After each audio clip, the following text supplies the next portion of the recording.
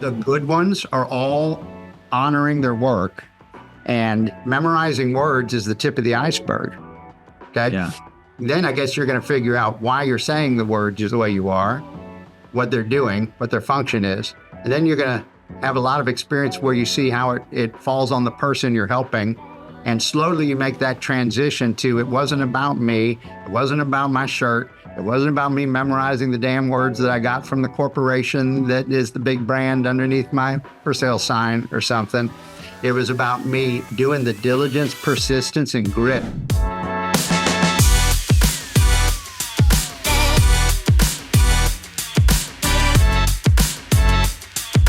Welcome back to the show. I'm your host, Remington Ramsey, and today my guest is Mr. Les McGehee down in Texas. Mr. Funny Man himself, he authored the book Plays Well with Others. His background is a little more unique than most people's entrance to the real estate world. There it is, Plays Well with Others.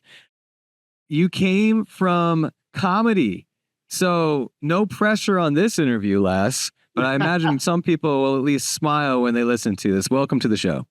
Well, thank you, Remy. I'm really happy to be here, really proud to be involved with anything to do with Real Producers magazines. I think y'all are a very important outfit, bringing a unique thing to this incredible segment of America. You know, we all look at what we're doing in real estate. Sometimes it's easy to forget that we drive the American economy and put families in homes. Incredibly important stuff, right? Yet, you know, to say that I came from comedy is to compliment me and make me sound like I did a lot of stuff on purpose, Remy. I really came to comedy from the principal's office. That's funny. And became a humorist. And the very first lesson I learned was that I wasn't a great joke teller. And it's all very intuitive. I was being punished in a country school because I had a little too much energy. And I like to go a little briskly, and they were going a little slowly, Remy, and I'm sure you identify. And so I found a couple of other people who were kind of smart, quick thinkers. And next thing you know, we were getting in trouble. We weren't getting in the kind of trouble, the ugly trouble. We were getting in the sort of trouble that we get to tell stories about later on, you know, and be proud of. You know, we were just a little bored, and I guess you call them practical jokes. Yet they ran out of an interesting thing happened when they ran out of punishments for me, and I was having a lot of achievement outside of school. So as a teenager, I was jumping off of a cliff. Let's begin with how smart I am, Remy. Yeah. Teenager, I'm hanging out, jumping off of a cliff diving lake. Yeah, it's that kind of IQ going on. Yeah, and my two buddies were jumping off a cliff. There was a little cave in the water. If you were really good and there were girls around, you could jump off the cliff, go underwater into the cave, make everybody worry that you drowned for a minute and then come out because you could breathe in the cave, you know? Yeah. And anyway, we were taking a break on this cliff, and a guy walked up with a Los Angeles Dodgers cap, and he said, I'm a guy making a movie. I wonder if one of you would be willing to jump off this cliff for a shot. And I answered faster than my two friends. Yeah, there you go. The guy didn't know we jumped off that thing all day, every day. He thought he was really asking for something. So I said, I'll be happy to jump off this cliff for you for $100. Let's do that. So I did the same thing we've been doing all day, and I took his $100. And we're all reminded that my entry into this world started with opportunism. I recognized business. I was raised by entrepreneurs. I answered first. I jumped off for $100. So anyway, back at school, they said, you know, there's something for that there. You know, you see opportunity. The other two are, it was so funny like that you're saying that. I was at a Fever game last night. There's a big buzz around Caitlin Clark, and I took my two daughters to see the Fever. And at halftime, they had two kids who were on this tricycle, and there was like this big race on the court. And when they said go, the little girl was ready to go. She just shot right into it. The little boy, for whatever reason, didn't have his foot on the pedals, and he wasn't ready for go. And I just thought, I almost stopped and explained. It was too loud, but I wanted to explain to my girls how important it is to be ready for the opportunity. So you're saying this, like literally your career, you're mentioning something so minor, but you were ready, like instantly for the opportunity. I think there's something totally. there. Yeah, you're absolutely right. That's absolutely right. Is and we tell it to be, we end up solving this for our fellow grownups in business all the rest of our life. Remy, so as I got punished and they ran out of punishments, this came up. I realized I was being asked for consultation answers because other people don't see opportunity the way that I do. Yeah. Right. Yeah. And so how about this, Remy? Why don't you do me a favor? You're a really smart and successful guy, and I'm really happy to have time with you. Name 2 or 3 things you think are, I'm going to put you on the spot, 2 or 3 qualities in human beings, 2 or 3 skills or character traits that you think are important for success. Just 2 or 3 that we all agree on, I bet. The ones that typically on this show come back to is belief and grit. Those are the 2 at the top for me, is just, the belief in self and that you're on the right path, and then the grit to keep doing it when you're not motivated to. How about that? Now, can you remind me what they taught everybody in elementary school? You talking about like math and science and... Yeah, they even made a song about it. Reading and writing and arithmetic. Yeah. So like if you're a creep and nobody wants to do business with you, I don't think it's going to be a defense to say, yeah, but I read, write, and I can do math. I know how to do math. Yeah, that's true. So this is the 4th line of the report card. Okay. Plays Your well with report card when you were a kid, it said reading, writing, arithmetic, plays well with others, history, cleanliness, things like that. Yeah. And so I realized it was on the 4th line where people were messing up and not getting what they could out of their endeavors. It's the 4th line. It's not the reading, writing, and arithmetic. The 4th line is where grit and belief lives. Grit and belief, the ability to commit in our interactions with people. Grit, as you know, Angela Duckworth, who wrote Grit, is one of the professors I'm working with at the University of Pennsylvania on this applied positive psychology for realtors project. The science of achievement, the gurus that we all loved in the past, from Napoleon Hill on up, they were really great visionaries. Turns out they weren't all the way right. There's a science around this, and we can tell you which things really work and which things don't. And so Angela Duckworth, that you bring up, Remy, that wrote Grit, it's a beautiful example. If you could have talent and knowledge, or you could have love of learning and grit, which is more likely to succeed? Man, that's wild to me that you wrote a whole book around this concept, because one thing that I've been doing recently is trying to figure out if there's going to be an alternative to higher education when my kids get there. Because I feel like, I don't know what you would replace though, Les. I'd be interested to see what you think about this. Like, you can't take away math, you can't take away reading and writing, but they don't teach you about taxes. They don't teach you about finances. They don't teach you, I guess you could say that the roundabout way of teaching about relationships is just being in a social setting.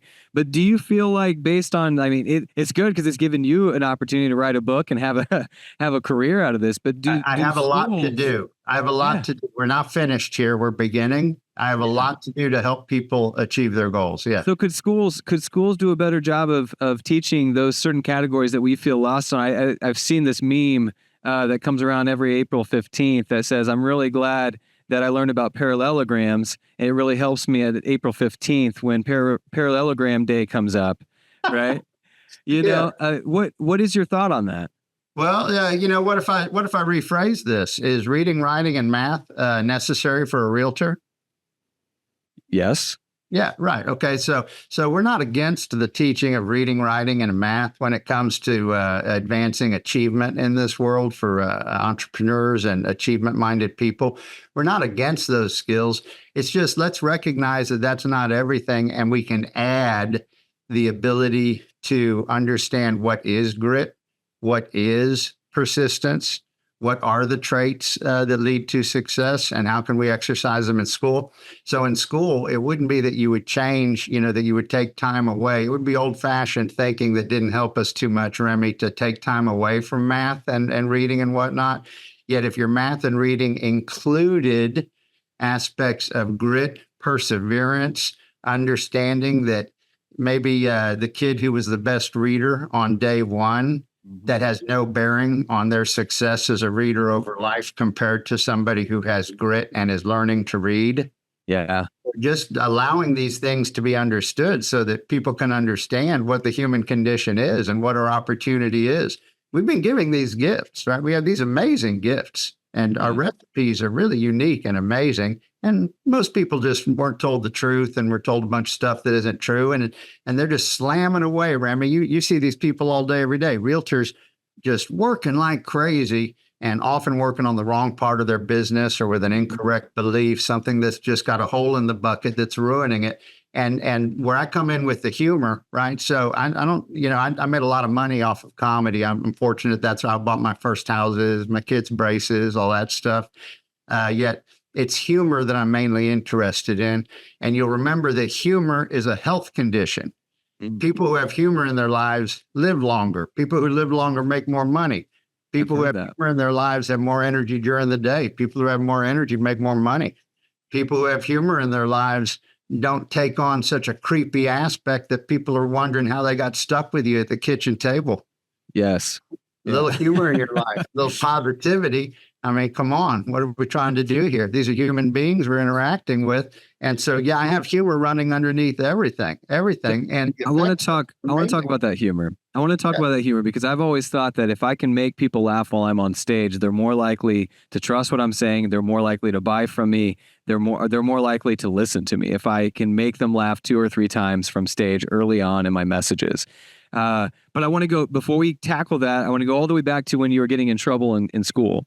Do you believe, because I'm curious, I've interviewed hundreds of people, many of which say they didn't get good grades and they got in trouble a lot in school. And I'm wondering your thoughts on, do you feel like the way you were disciplined for your actions was the best thing for you? Or was there something that the administration or teachers could have done to harness the apparent genius that was inside of you that wrote a book and became a successful real estate coach? Like, was there anything, was the way they handled it good? Was that just necessary for that time and Les's life?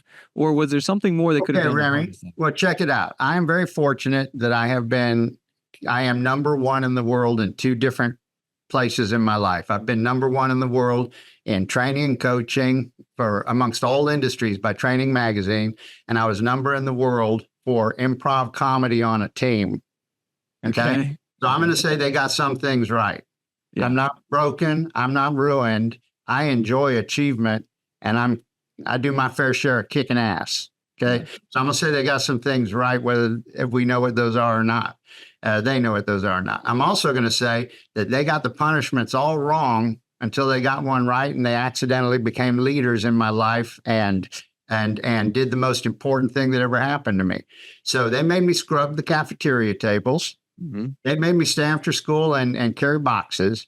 They made me do all kinds of stuff. Yet I'd been in this movie and I was getting articles about me in newspapers. And they said, well, we've never had a talent show. We're going to make you run the first talent show. So a football coach punished me by making me run the first school talent show. And at that talent show, one of the judges, like a movie, said, I didn't know there was going to be a teenage comedian here. Will you open the show for me on Wednesday at the convention center? It's opening for Sinbad and Paul Rodriguez. I know those names. How's that for punishment? Okay. Yeah. So these, now at that point, I was going to school 3 days a week because I'd negotiated the school station wagon and 2 days off for me and my best friend so that we could do presentations at the middle schools about how to be an advantageous learner when you arrived at high school. How old were you? I was 16 and a half, and they were really sophomore? Get rid of me. So they gave me the card. And so what I'm saying is, think about that leadership. They ran out of options, and almost as a Hail Mary, they did something that was a leadership move that changed the trajectory of my life, sent me into scholarships. I ended up getting number one in the world. One of them is in the subject matter that fell upon me and I was recognized for while being punished by a country principal and vice principal. Was that leadership? Now, I get it. I'm an opportunist, Remy. I get it that I saw the opportunity. I turned down the job, by the way, when the guy offered me the job doing comedy. I turned it down to do the Sinbad show? I did the show, but I turned down the job. So what happened? The guy said, I didn't know there was going to be a teenage comedian here. Will you do it? And I told 3 jokes. And then I had to kill 13 minutes while something broke. And he said, I said, the jokes were horrible. I won't do it. he said, no one wants to hear your jokes. Your gold is that 13 minutes. When you talk, everybody wants to hear it. You're better with humor than you are with comedy. Mm-hmm. And I said, I don't know if I want to do that. He said it pays $185. I said, I bet professionals show up an hour early. And I was mainly excited because he gave me a parking pass behind the convention center at my hometown convention center, Yeah. Like the Spurs. The Spurs have brought me out to speak to their groups and to work at the Spurs arena a few times, an entertainer. And I got to tell you, there's nothing better. You get called by your team. The Fever calls you up to come and speak. To pop in at halftime or to come in an hour before. That's cool. Have an impact and be funny while you do it. The jokes versus the humor. If you are writing a set as a comedian, you are writing down jokes and you're going to say them promptly when they respond. And it's a show that you have rehearsed. Being funny and just humorous is a lifestyle. And so how do you have the I don't know what I'm trying to say. Like, how do you step on stage without a script and just, expect to bring it in? And like, if you're a comedian, at least you have jokes to fall back on. If you're just like, hey, I got to talk and hopefully I bring the funny, like, what do you rest on there? Well, there's another way to look at it, right? And now the majority of the world historically, actually the last about 200 years has thought similarly about comedy and about preparation that way. Turns out that there's a parallel for our realtor friends here, Remy, yet also humor, you're right that it's more of a lifestyle. It's a health condition. Humor, Humour, wasn't associated with comedy until a couple of hundred years ago. It was associated with health. You had humors in your body. The Good Humor ice cream folks are named after the humors in your body. In medieval times, if you went and punched somebody for no good reason, they might decide you had an accumulation of bad humors in your arm, and they might slice it open so they could bleed out and you could get back into healthy balance. Wow. And they had evidence, Remy, that it worked. Their proof was you didn't punch someone again. Now, I'm thinking it's because they sliced your arm open. Yet they were thinking it was because of this medical condition to do with humor. So humor. So these skills can be taught. Yet check this out. When I sold a TV show, I got to develop television with Imagine Entertainment and Ron Howard and Brian Grazer out in Los Angeles. And we sold a television show to NBC and then to ABC. And the NBC guy asked that same question. And my answer at the time that made Imagine angry, here I am getting punished again. And it closed the deal. Okay. Was, it's funny you think that we're risking things, right? Because we're incredibly skilled at moving from one type of script in comedy to another, and you can't knock us down. All challenges are welcome. The obstacle is the way.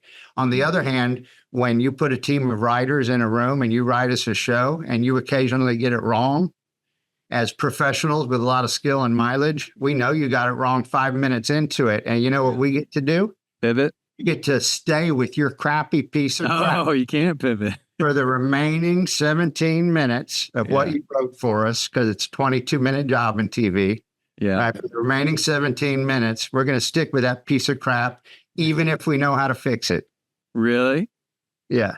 Oh, man. So now, Remy, I'm 7,000 shows and 15 countries in, developed television, and have helped 350 comedians develop professional careers in comedy before I started helping people in entrepreneurial business.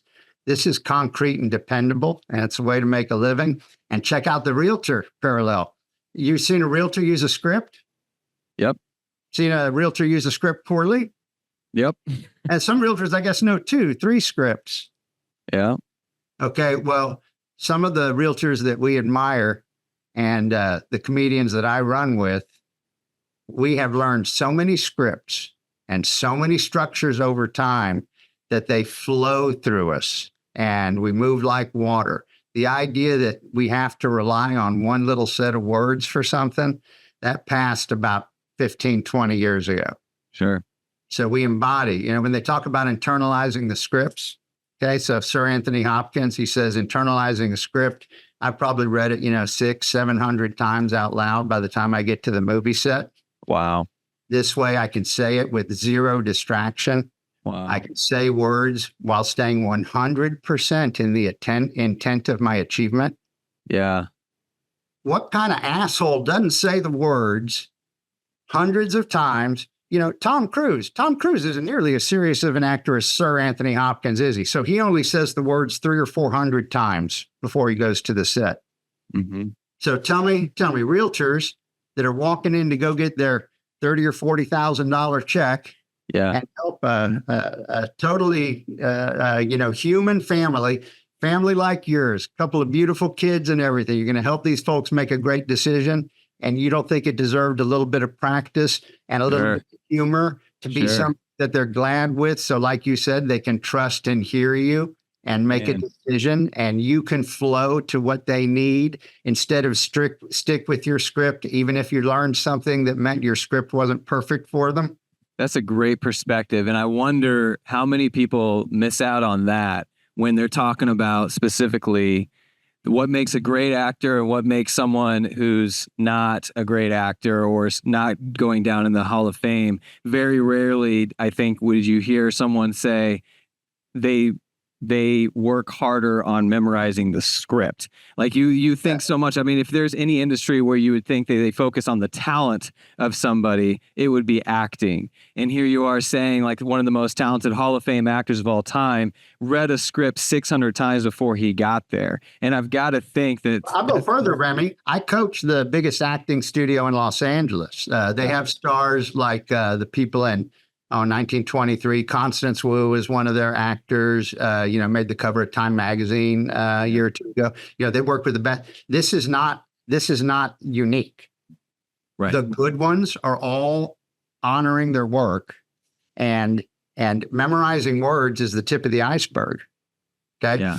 Then I guess you're going to figure out why you're saying the words the way you are, what they're doing, what their function is, and then you're going to have a lot of experience where you see how it falls on the person you're helping. And slowly you make that transition to, it wasn't about me. It wasn't about my shirt. It wasn't about me memorizing the damn words that I got from the corporation that is the big brand underneath my for sale sign or something. It was about me doing the diligence, persistence, and grit. I'm so glad you brought up Angela Duckworth's grit. Everyone needs to remember this. Okay. It's about digging in and getting better. It's about digging and getting better. So yeah, sure, scripts are better. Matter of fact, lots of people don't like scripts. Let's give them a break. Okay. They don't like scripts. I don't care. All right. Let's commit to using words that work, because we're helping human beings. Right. If you're not using words that work, I guess you're doing some where you feel like you're on stage and you're supposed to be saying something a certain way because you're all focused on yourself. Will you cut it out? Will you cut it out? There's 1.5 million out there, 1.5 million realtors out there. And, when you walk into Best Buy, and all the boxes all over the shelves, you can't tell what all that stuff is. Okay. All right. And salesman walks up to you and says, "Hello, can I help you?" 90% of us say no right away. Yep. That's because of a lot of crappy salespeople that came before us who were busy memorizing words and thinking about themselves. Mm-hmm. Get past it. Internalize the words. Words are a mechanism. We're going to use words that work. If you ever want to trick anybody who says they don't like practicing or determining what the best way to describe something is, go ahead and pretend your cell phone broke and you need directions to their home. Because they'll right away kick in. They'll say, well, you get on 35. After you cross 183, you'll need to be in the right-hand lane. When you exit, stay on the left. Right? And you can ask them, you say, why did you have all that stuff in there? Yeah. And they'll say, well, because if you don't say all that stuff, people have a tendency to not arrive. They have a problem arriving. Yeah. And like, now tell me again why your clients don't deserve to hear the words that work in the exact same dang way that you would give a set of directions to your home. I mean, this is a good transition, Les, because you spent the second part of your career writing scripts, just like what you're talking about, writing training programs. So part of your story is Gary Keller approached you and said, "Hey, we need help. We need help writing some of these curriculums." So you've had your hand in MAPS coaching. You wrote the curriculum for the One Thing. And now, since then, I asked you in our pre-show, you've been hired by virtually every major real estate brand, almost all of them, to write systems and trainings for them. And so I want to peel back a couple layers there and see if we can get the skinny on. Is there a reason, or are you writing different training systems for different brands based on their own branding, or is it all the same concepts packaged differently? That's a really good question. Yes, yes, and yes. There are business truths, and there are definitely business truths that fit really well underneath real estate business. Mm-hmm. And these business truths that have been with us for a long time, to quote Greg Popovich, who I pay attention to at the San Antonio Spurs, says, if you're playing basketball the way the basketball gods intended it to be played, you're going to have more success than if you're trying to work against that. Yeah. So if you're doing business the way the business gods designed these truths that don't change because they're human, then that's going to be included in everything. Yet when it comes to maximizing the opportunity of a realtor, a company, a team, any darn thing like that, mm-hmm. my strength and what I demand of the coaches that work for me and the consultants that work for me, my strength and what we do is they hear me say this a lot, Remy. They get sick of hearing me say this. We are specifists. We are not generalists. Mm-hmm. So I can tell you, lead generation is important, is it? Yep. Okay. Well, I'm not going to waste a bunch of time with that when I'm helping a company or an individual. We're going to accept that business truth. Yep. Okay. And we're going to find out what are their strengths, what are the gifts they've been given, what are their opportunities, both temporal and in the big picture, what's going on in their market. Can we see where the gold is and what's the correct mining technique for getting that gold? And this all leads to authentic success. Authentic success. If you're thinking not you, Remy, because I know you better than this. Yet if the individual is thinking that their success is, 5 million capital in the bank, mm-hmm. right? Well, that's great. Yet that's a thing. That's not success. That's a thing. That might be what there's, I'm a fan of money. There's nothing wrong with having money in your goal. Yet to think that is the goal would be potentially a very confusing thing that could really slow down a lot of people's progress. Yeah. So authentic success, the whole concept of authentic success is your success. Your success is not the same as someone else's success. It is not the same. It is not the same. I also like a bunch of money. So we have that in common. That does not make our success identical. We're looking for authentic success. There is nothing more satisfying and appropriate for an achieving human being in this world than authentic success. Mm-hmm. Success and all the achievements that they've identified are the most important to them in this world, including things for other people, right? Just whatever it is, whatever that recipe is, authentic success. So when a company brings me in, what they really like is that I am 100% confident. I look at what they have. The first 2/3 of my career, Remy, I hadn't finished college and I was already advising most of the Fortune 500 and I was a comedian, right? So that gave me cover.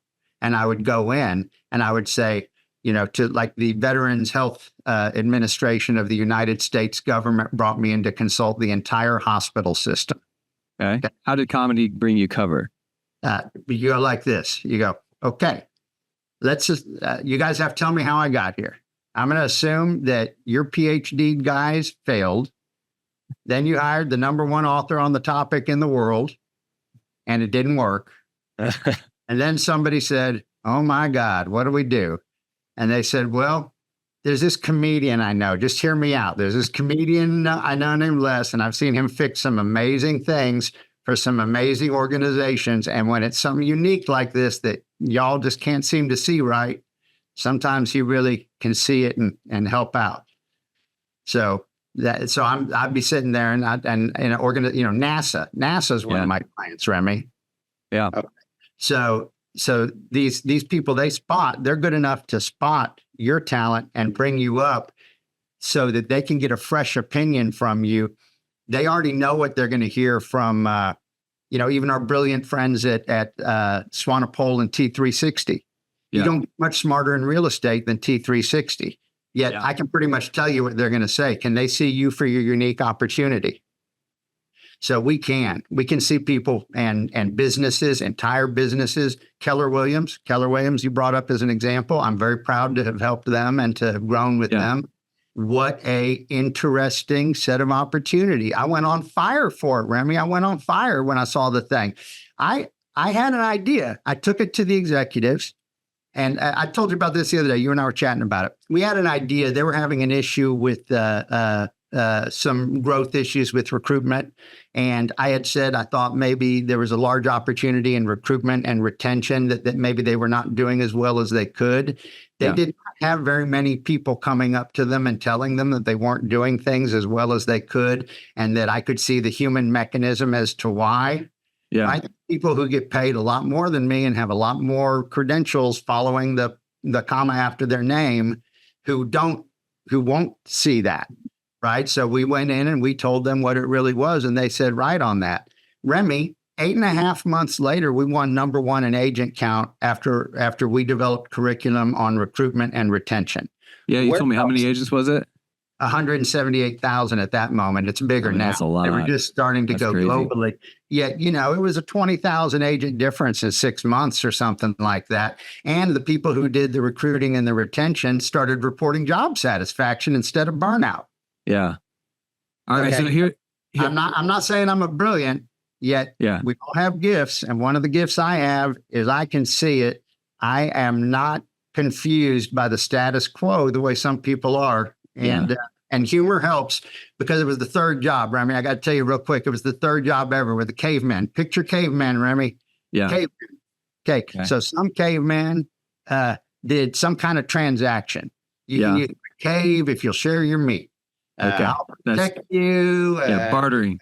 Yeah, some kind of barter business, let's call it, the beginning of business. Okay. Yeah. And then there's a few of them standing around and they weren't sure what to do next. And someone stood up on a rock.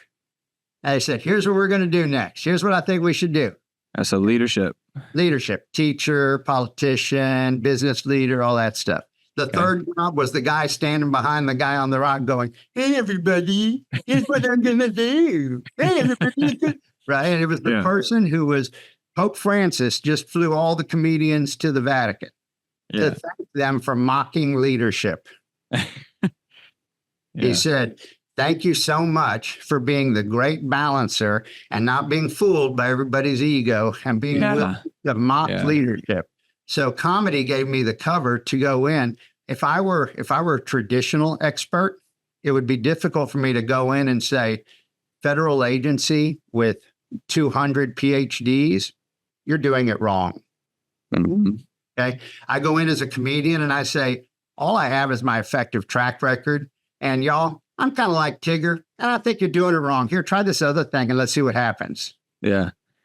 That's cool. I got one more question for you because we're out of time, but I want to know, how did you marry the two? So now, you're known for writing systems and trainings. You've done it for multiple businesses and more brands. Than me, Remy. Yeah, thank you for saying so. Yeah. So you're writing these systems, but then you're also using humor. And I just want to know, practically speaking, if you're writing MAPS coaching or the one thing, and you're trying to figure out not only the words and systems that work, but also how to make it lighthearted. Do you add the humor in later? Is it built in already? Is it just out of your brain? How do you teach people to be funny if they're not funny? Let's see. First of all, most people are funny, and civilians are often funnier than comedians. I'm the third funniest person in my 5 siblings. Okay. Yet the funniest one could never, ever get on stage. The second funniest one could never show the grit that comes with building a comedy career. Mm-hmm. I happen to excel at all of those things, right? So most people are funny and you can teach them. The biggest problem with everything you just named, Remy, is people's standards and expectations and negativity bias. The world modern world fairly much operates on a negativity bias. It's interesting. When you meet a new coaching client, you say, we're going to identify some of your strengths, and I'm going to ask you what you think about them. You stand about a 60% chance, 63% chance. I know you're a numbers guy, a 63% chance that person's going to say, thanks for showing me those strengths. What does that say about my weaknesses? Uh-huh. And you got to catch them, and you could say, I'm going to really need you to shut up about your weaknesses. Yeah. Okay. You're going to get used to this. We're going to use your strengths. We're going to use your strengths. We're going to use there's a lot you can do here. We're going to use your strengths. In business, when your strengths get good enough and there's a weakness that's really holding you back, we call that hiring and leverage. Okay. I don't need you, Remy. I hope you don't spend too much time learning how to get 10 times as good at spreadsheets. Yeah. Right. Because I can see some of your strengths and I appreciate you putting your strengths out there in the world. The good comes from the strengths. Nobody is going to say their life kicks ass just because they're not sick. Right. Okay. It goes up from there. That's what we're about. We go up from there. So we use strengths. So when it comes to this literature, a lot of it was written with total negativity bias. They'll say, don't do this. People that do this didn't have as good of results. What happened to do this? This works because of such and such. Yeah. Yes. And when you do this, where are all the yeses and the ands and the do's? Mm-hmm. That's enough with the don'ts and the this is what you're missing. And 50% of realtors don't spend enough time doing lead generation on a daily basis. Okay. Yeah, and you know what? It's all true. Yet if it's about them, it's not about the dang author working out their issues. It's about them. Are you giving them something to do? Are you giving them a way to go forward with their strengths and succeed?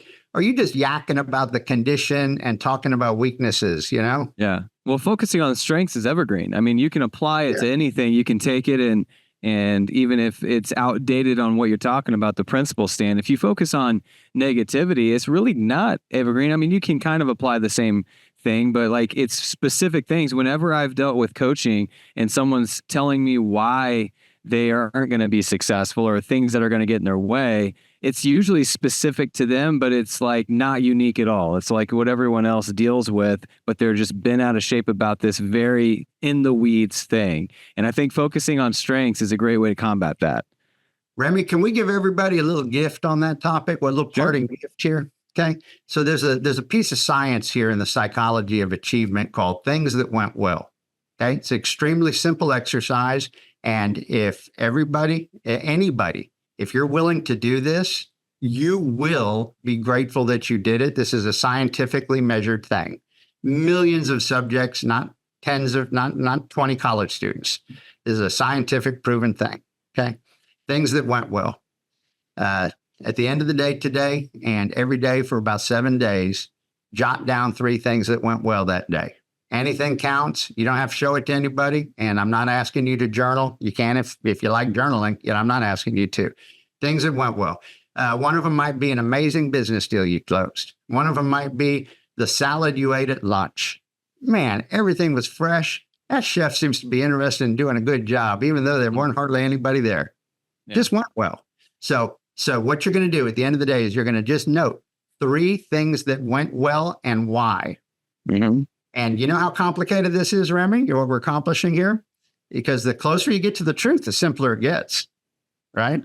What we're accomplishing here is we see things going well and we can tell why things go well. Yep. Okay. You know what the average high D realtor that we love and we work with all day long that achieves like crazy, that you and I are crazy about helping and stuff, what they'll say is, that feels a little feel good, a little touchy feely and stuff. And I already know, like, I've got a problem to fix in my business. I haven't finished the business book you asked me to read and stuff. I'm like, can you see? Things have conspired to make you switch right away to weaknesses and thinking about failures instead of, one of the most popular things we refer to around here, right? The obstacle is the way. There is nothing stopping you here. Your strengths are what are going to pull you forward. Your strengths are what are amazing. Those strengths are amazing. We need you to use, to tell somebody that is also hollow, Remy, because they have to be able to you have to show them strategies. Here's a way, if your strength is the love of learning, how do you use that to close more deals? Okay. Well, I guess you ask better questions and you listen better. So it takes a coach who understands the psychology of achievement to tell you how to apply the simplest things that you probably knew already before they hammered you with 12 years of reading, writing, arithmetic, and a numeric score, and then said, now go help human beings buy $500,000 homes. Yeah. Well, that's bringing it full circle, Les. I appreciate that. And I love the thoughts around, even with high performers and high level thinking, it's still very easy to focus on the negativity. And even if you're still making a lot of money and feel like your business is quote unquote successful, there could be a lot of things that are being held back by the focus on something negative in your business. And I love You're right, Remy. And if you project this and if you vision this into the future, it grows both directions. Right. So the choices we would make now that we're not going to be happy with in the future, we're going to be more unhappy with them in the future. Right. The choices that we're making now to work with our strengths and grow things and show grit, we're going to be happy with those today, and we're going to be more happy about those in the future. That's achievement. That's what we're talking about. And if you're not having a good time while doing it, drop me a line. I'll give you a little bit of a little clue how to access your spirit and energy again. Remember, people don't quit playing and being lighthearted just because they grow older. Yet, if you feel like you're growing older, it may be because you're neglecting your humor and being lighthearted. Yeah, I love it. Come on back. Come on back. We're right here waiting for you, y'all. Come on back. It's a good old time. We're transacting a lot of business. You can do it positively. Positive business. They'll be happy it's you. They're happy it's you when you embrace these simple human things. You'll notice human and humor are a lot of the same word, H-U-M. Okay? Mm-hmm. Humor is built for humans. You want to work with humans, have a modicum of humor. And if you're sitting in a room and there's tension and you're looking around and you can't tell who the creep is that's causing the tension, I got bad news for you. It might be you. Okay? You need to lighten up. Think about things that went well. And if that sounds like a fluffy exercise, that is proof of the fact that you're not willing to stick a flag in the ground and say, I get it. There's a negativity bias in the world. Watch the evening news. It's 21 minutes of bad news and 1 minute of, hey, there's also good news tonight. Right. Okay. So it is true. We're bucking ahead. Positive people are bucking a headwind. Yet you're in a creative business. You're making a business where it didn't exist before. You're helping people where they didn't have a helper before. This is creativity. It needs yes and. It needs positive motion. And you can do it. You're the right people to do it. You're the right people. This has been great. So that will end there, Les. This has been eye-opening in terms of how humor can be used not only in systems, but in our scripts and our everyday training as realtors and professionals. Author of Plays Well with Others, Les McGehee. Thanks for being on the show. Yeah, happy to be here, Remy. And congratulations. Y'all doing a great job nurturing these communities. It's great to be associated with you. Congratulations and thank you. Thank you, sir. That's all for us. If you want to write into the show and let us know who you want to be featured and what you want us to talk about, email us at podcast@realproducersmag.com. We'll see you next time.